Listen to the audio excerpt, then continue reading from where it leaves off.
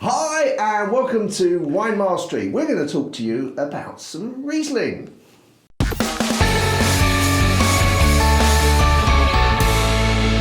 So as I said, we are going to be reviewing a Riesling, or is it Riesling? Yeah, let's have your votes. Number 1 for Riesling, number 2 for Riesling. Let's have your comments below. We'll see who gets the most comments. And of course, someone will know for sure, especially if they're from Germany, I'm sure. So this one, I just get it £7.50. So that's, it's not right the cheap end, but it's, sort of at the upper cheap end, I call it. Yeah.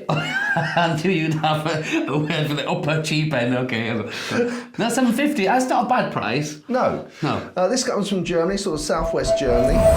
And Riesling or Riesling, I have to choose one to you, and rather than you saying them both all the time. I say Riesling. Okay, we'll say Riesling.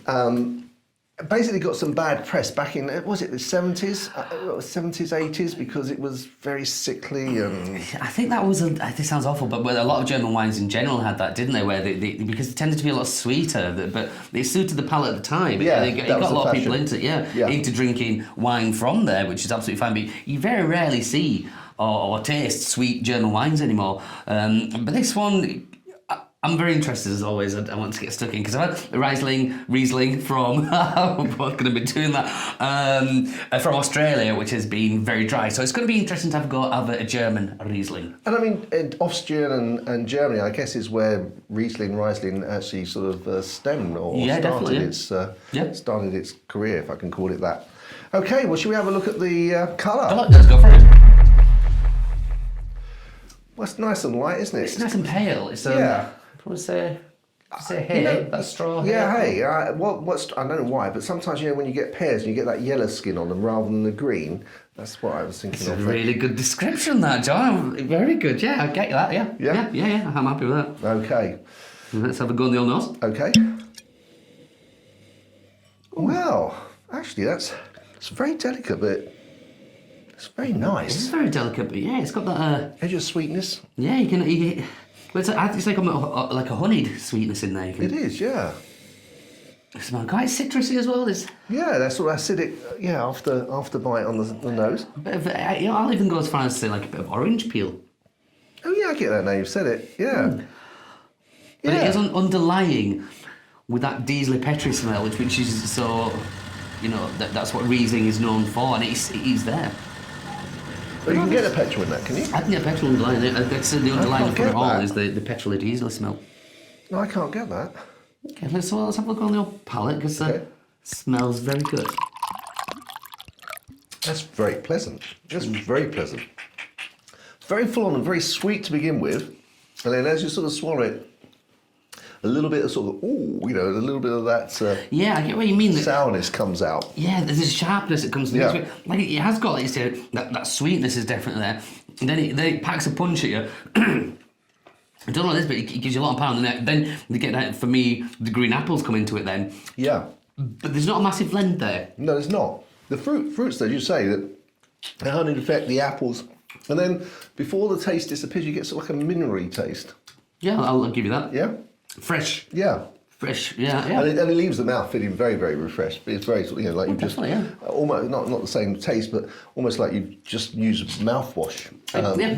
Nice and clean and. Because it does hit you, then goes, but it's quite a good one to go at that. I'm enjoying the differences there, the different dimensions it's got.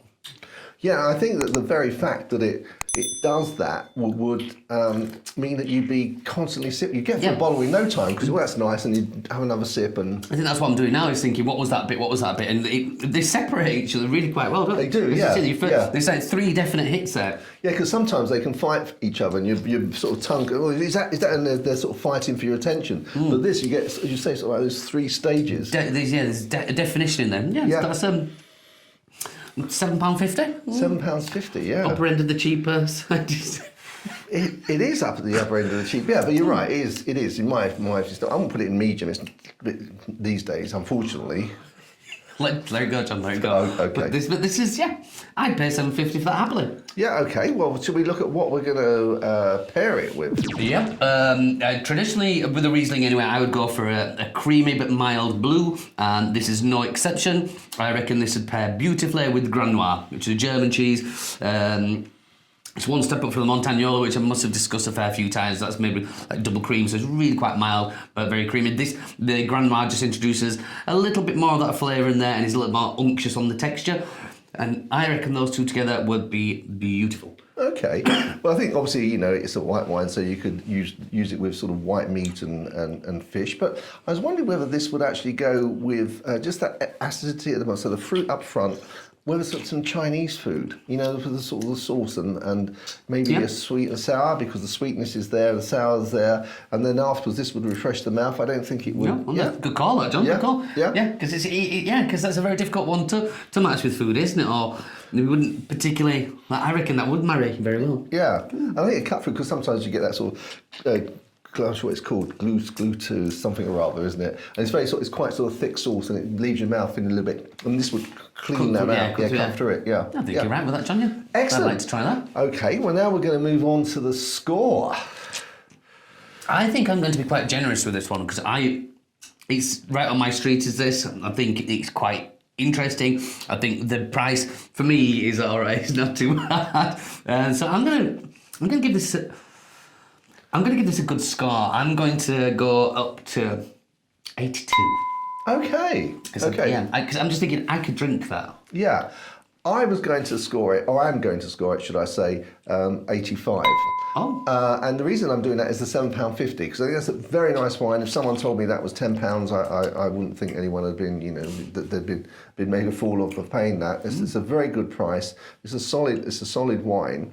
And if you haven't tried Riesling, or the Riesling that you tried was years ago and it was sweet and it was horrible, do give it another go. There's quite a lot of varieties of Rieslings as well. Yeah, it does need revisiting. I think we must have said this before in previous Riesling videos, but it does get, like we said, the bad press. People see it and automatically have this thought in their mind of how it's going to taste. But it's a very different wine nowadays. Excellent. Okay, guys. Well, if you try this or you have any other Rieslings that you can recommend, leave the comments below. We look forward to reading them. And so until the next time, chin chin. Chin chin.